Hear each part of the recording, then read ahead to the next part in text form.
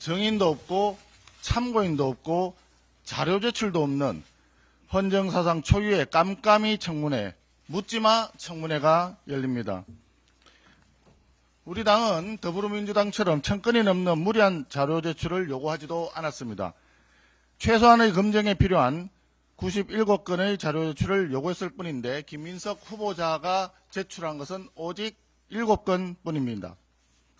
후보 검증에 필요한 최소한의 인원 5명을 정인으로 신청했지만 김민석 후보자를 결사옹위하기에 급급한 더불어민주당은 이마저도 거부했습니다.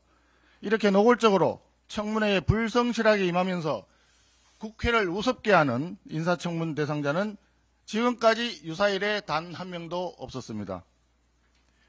김민석 후보자는 이미 총리 자격을 상실했습니다.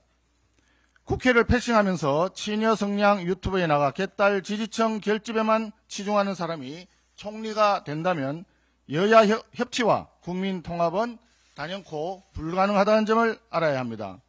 지금이라도 사퇴해야 합니다. 국민의힘은 청문회에 들어가서 김민석 후보자에게 지금까지 제기된 모든 의혹에 대한 철저한 해명을 요구하겠습니다. 특히 논문에 도북자와 반도자라는 탈북민 혐오 표현을 사용한 이유에 대해서도 철저히 따져 묻겠습니다.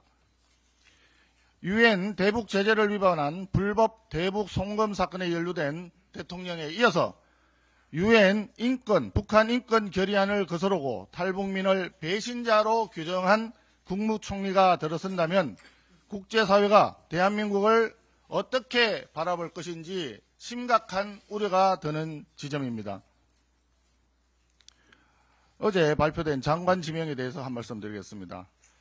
지명자들의 능력과 도덕성은 앞으로 면밀히 검증해야 하겠지만 이번에 발표된 장관 인선 명단을 보니 한마디로 내각이 아니라 더불어민주당 선대위와 같은 느낌을 받습니다. 능력이나 전문성보다 논공 행상이 우선된 것이 아닌가 하는 국민적 우려가 있습니다.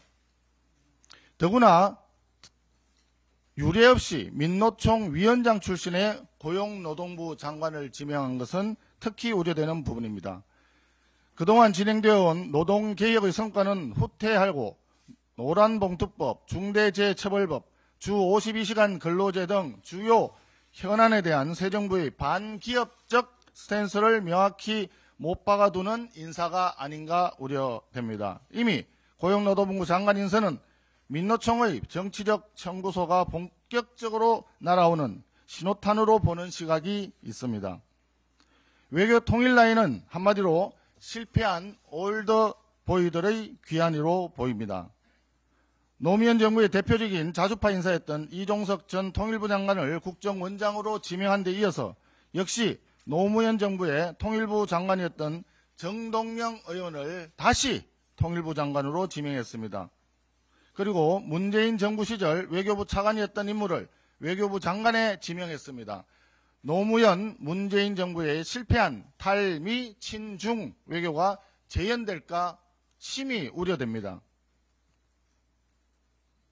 마지막으로 유임된 송미령 농림축산식품부 장관에게 공개 질의합니다. 송미령 장관은 지난해 민주당이 일방 처리했던 농업사업법과 농업회의소법에 대해 윤석열 대통령에게 제2요구권 행사를 건의한 바 있습니다. 어제 여야 합의로 농해수위를 통과한 한우법에 대해서도 과거 제2요구를 건의한 것이 송미령 장관입니다. 어제 송 장관은 국회에서 양곡법에 대해 새 정부의 철학에 부합하는 방향으로 추진하겠다고 말했는데 국민들 시각에서는 매우 비겁한 태도로 보입니다. 장관의 철학이 곧 정부의 철학입니다. 본인이 과거 대통령에게 제2요구를 건의했던 법안들에 대해 그 누구도 아닌 본인의 소신과 철학을 중심으로 국민들께 상세히 설명하기 바랍니다. 이란 관련해서 한 말씀 드리겠습니다. 최근 중동 위기가 이란과 이스라엘의 휴전 합의로 다행히 소강 상태로 접어들 것으로 예상이 됩니다.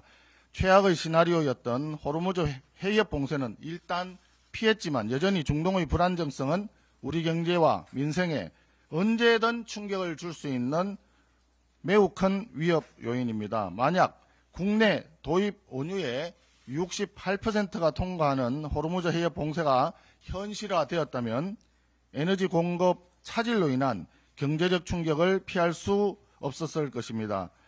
중동 위기는 먼 나라 얘기가 아니라 우리 경제와 안보에 직결되어 있는 문제입니다. 정부는 당장의 위기를 피했다고 긴장을 늦출 것이 아니라 모든 외교적 노력을 통해서 중동 리스크가 재점화하지 않도록 최선을 다해주기 바랍니다. 특히 이재명 정부는